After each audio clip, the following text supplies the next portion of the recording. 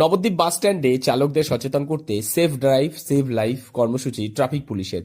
উপস্থিত DSP traffic সহ অন্যান্য পুলিশ আধিকারিকগণদের।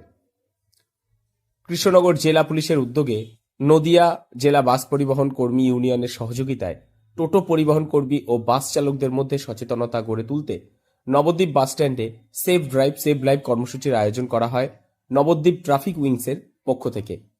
আমরা তাদেরকে এটাই বোঝালাম যে এখানে ট্রাফিক আইন মেনে চললে তার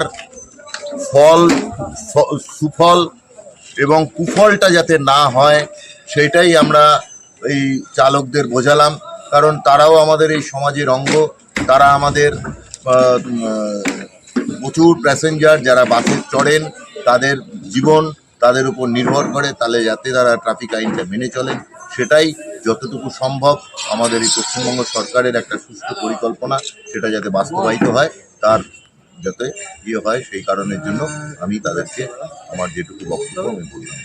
এদিনের এই কর্মসূচিতে উপস্থিত ছিলেন কৃষ্ণনগর পুলিশ জেলার ডিএসপি ট্রাফিক গৌতম ভট্টাচার্য, নবদ্বীপ থানার আরক্ষা আধিকারিক জলেশ্বর তিওয়ারি, নবদ্বীপ ট্রাফিক উইংসের দায়িত্বপ্রাপ্ত আধিকারিক তন্ময় মোদক, নদিয়া জেলা বাস পরিবহন কর্মী ইউনিয়নের সম্পাদক সুজিত ওরফে বিশ্বজিৎ সরকার সহ অন্যান্য ট্রাফিক পুলিশের আধিকারিক এবং অসংখ্য বাস ও টোটো চালক। বক্তব্য রাখতে গিয়ে নবদ্বীপ থানার আইসি জলেশ্বর তিওয়ারি ও ডিএসপি ট্রাফিক গৌতম ভট্টাচার্য উপস্থিত বাস সহ প্রতিটি চালকদের ট্রাফিক আইন মেনে চালাবার কথা স্মরণ করিয়ে দেন।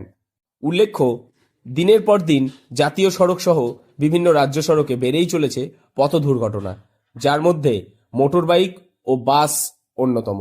জাতীয় সড়কে লাগাতার একের পর এক সড়ক দুর্ঘটনায় প্রাণ হারিয়েছেন বহু মানুষ, তার মধ্যে বাসের দুর্ঘটনাও কিন্তু কম নয়। ঘন কুয়াশার মধ্যে অনেক সময় সামনের দৃশ্য দেখতে পাওয়া যায় না, আর সেই সময় অতি দ্রুত গতিতে বাস কিংবা অন্যান্য যানবাহন চলাচল করলে দুর্ঘটনার ঝুঁকি প্রবল মাত্রায় বেড়ে যায়। এই সমস্ত একাধিক নিয়ম বিধি পালন করার কথা বলেন এই দিনের এই অনুষ্ঠানে নবদ্বীপ থানা ও ট্রাফিক উইংসের আধিকারিকেরা। নদিয়া থেকে মৈনাক দেবনাথের রিপোর্ট, লোকাল 18 বাংলা।